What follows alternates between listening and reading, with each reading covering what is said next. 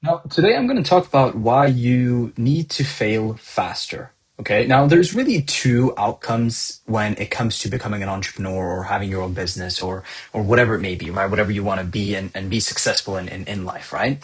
There's only two ways that it can really end. It's A, either you become successful or B, you give up, right?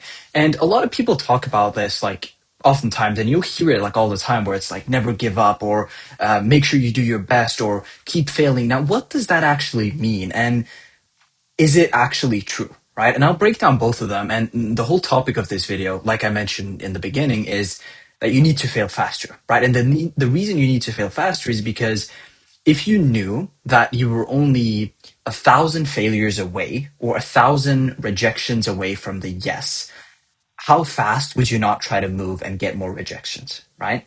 And you see a common similarity on this within like everything in life, right? Be it relationships, right? You fail five, six relationships, you fail five, six girls, whatever fucking happens, it doesn't work out. The sixth time it ends up being your wife and you guys live happy and long for the rest of your guys' life, whatever it may be. That could be one option, right? Another good example I can give you guys is with what's happening around the world right now is the World Cup, right? The World Cup, 2026 World Cup is happening in the US. And if you guys notice one thing is that once a team starts attacking, right, be it Brazil, Norway, France, Netherlands, Morocco, like whoever it is, right, as soon as they start attacking and they start going towards the opponent's like goal and they start shooting the ball towards their goal, there's only a matter of time before it is actually a goal. And I've noticed this like so many times. And I promise you guys, next time, if you guys are paying attention to the World Cup at all, like start looking at who is getting the most shots on goal, and that will directly equate to who's going to win, right? It's just inevitable, right? You see an attacking team, you see them push forward a couple times. For example, let's say France, right? They push forward a couple times, they miss like three times. There's only a matter of time until that actually ends up going inside, right? They just do it like two more times, three more times, and it's a goal, right? And that same like scenario is with anything in life, right? It's the same with running your own business, just effectively like every single day is you trying to reach a goal milestone, right? It's not about how long it's going to take. It's about how fast you're failing, right? How fast are you trying things? How much money are you spending on your ads, right? How can you up that budget? Can you fail faster? Can you get the data faster, right? SMS. How many SMS are you sending? How many SMS can you send? What's the bottleneck, right? How fast can you actually learn what's going wrong in order to pivot and actually make it right? And that's the whole point of the game, right? So if you're not failing fast enough, if you're not hitting your goals fast enough, you need to understand that you need to fail, right? You need to fail. Rejection is a part of the game, no matter what journey you're in and no matter what starting phase or the actual phase you're in right now. Just make sure that you understand that you need to fail faster, right? Because the faster you can fail, the faster you're going to get successful because the faster you're going to know exactly what to pivot, what things to change, and what to improve with your business, your offer, what you're selling, whatever it may be. Now, this goes towards any business model in general, but obviously, me running an agency, I'm primarily just going to talk about agencies, is you just need to fail faster, right? With acquisition, you need to run more ads. You need to run more ads. You need to fail on more ads. You need to spend more on ads to understand what's working, right? Same with SMS, whatever it may be. Same with clients, right? Like a lot of people, when they get their first client, right? They turn this one client into the pinnacle of a client, right? So this client is the most important client. Like no matter what, this client has to get the best results. No matter what, this client, I'm going to give it my all, right? You need to understand that I don't exactly remember the exact number, but it's like 20% of your clients are going to be your best performing clients. I think it was like 60% are going to be like mediocre, and then I think it was the rest of the percentage, which is 20%, is like your worst clients that are not making money, something like that, right? I'll pull it up if I remember. But point is, you're like that one client that you're trying to get these best results for. If that client doesn't get results, all of a sudden you might have doubt in your system and your process, which isn't the case. Like I have full transparency. I have clients in a different area with a different sales process that are crushing it, right?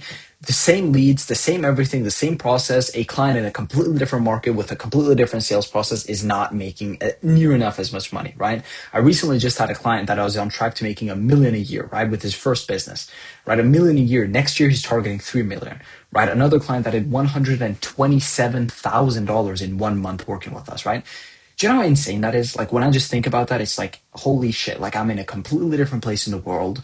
The work that I'm doing directly equates to this guy making that much money in his business, which equates to, I mean, I think he's paying me about like 3.5 grand a month, which again, if you correlate it, is insane, right? The value is just insane. He's making like a 30x on his money, right? Which is what we love to do, right? That's what we like to do. But the point is the fact that if I didn't have that first client and I had a completely different client, say for example another one of my clients that were doing the same thing, but he's only making, let's say, 20 grand a month, right? He's only making a two, like a 6x of what we're doing, right? And I would have been looking at that and be like, holy shit, like what am I doing wrong? Like what's happening? And that would like subconsciously demotivate me to scale, right? My ads or whatever it was.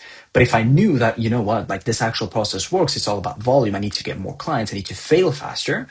I would have not been scared to double down, right? So everything is just about, it's all about just failing and getting yourself up, right? This is why everybody talks about, and like people look at it, and I think Alex Ramosi says this, but L's aren't losses, they're learning points, right? You look at each individual L, like let's say this is a graph of you running your business.